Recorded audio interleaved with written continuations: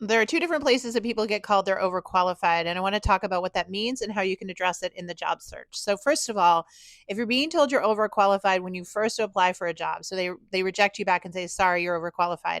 They don't even give you a shot at a job interview. Then what they're telling you is that the amount of experience and the way that you presented yourself on the resume is excessive. It's more than what they needed. So I see a lot of this, especially when people overpay resume writers. These resume writers write these really self important resumes that come across overkill. And so they just look at it and go, "You're too much. You're just too much." And so the technique for that to solve for is have what we call a very stripped down resume. Your resume should be dry as toast, it should be fact based only. And what happens is it gives them just enough information to go check, check, check, check, check, check, check. You have the skills, but you're not hyping yourself. You're not overselling yourself in the resume. So that's one thing that you want to be thinking about if you're being told you're overqualified before you can even get job interviews. If you're going on job interviews and at the end of the interview they're saying, "Wow, you're overqualified for this role," then think about that. You got the interview, so they didn't think you were overqualified based on what you sent in, but now you've interviewed and they said you're overqualified. It's in the way that you interviewed. And I see a ton of this and I coach a ton of this at work at Daily. What happens is you go in all excited because you feel like the Jack or Jill of all trades. You have all this experience. So you go in and talk about yourself as if, "Look, I'm a BMW for the price of a Honda, right? I'm a deal."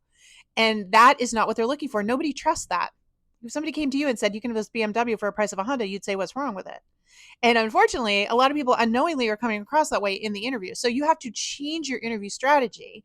And that is a secret that I teach called Ask, Don't Tell. So it's a lot less of you telling them about how great you are. And it's more about you asking very thoughtful questions to get them to dialogue in a conversation. See, when you come at them with, "I can do this, I can do that, and I've got this, I got that," what they're really hearing is, "Oh my gosh, this person is just like a bull in a china shop. It's going to steamroll everyone. This is too much." And before you come at me in the comments and say, "No, they're just intimidated by me because I'm more qualified by them and they're afraid I'll take their job." No, they're not. They're looking at you as a teammate. Can you get along with them? Could you read the room? If you weren't emotionally intelligent enough in that interview to read the room and be more conversant with them, then you were bragging and you were coming across as too much, and that's code for overqualified. So there are techniques that you can learn. You don't have to dumb it down. You can still be you, but there are techniques you learn in the way you present yourself in the interview so that you look qualified for the job. And I'll just finalize with this, and then if this makes sense to you, I want to offer you something. Think about the scales of justice, right? So if you come in and you've got all this experience and you're weighing down the scale and they're way up here, it's not equal, it's not balanced. In that interview, if you do have all this, what you have to do is talk to them about what they have that makes it balanced. So are they in an industry that you've always wanted to work in? Is there an aspect of the job that you've always wanted? Is there a technology you're going to get to learn? Until they see that you have these things that you want so badly there, that's what makes them feel like it's more of an equal partnership. So that's another aspect that needs to come out in the interview. So again, I work with people every day who, until they come to me, are being told repeatedly they're overqualified. But once we adjust their tools and we adjust their strategy in the interviews, now they're not being called overqualified anymore. This is a sales and marketing strategy, and you need to be mindful of it.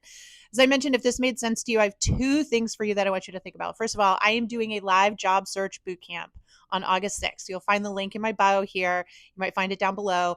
It is a 2-hour intensive live. You're going to get a workbook. And if you can't attend live, I will send you the recording.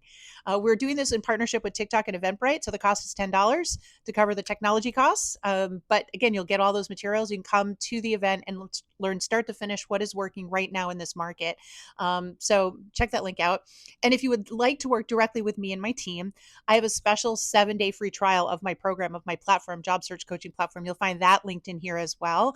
It's a chance for you. There's a secret discount code, but also a 7-day free trial. So you could get in right now, start working on all our materials and learn these things so that you can fix your job search and get what you want and deserve. Okay.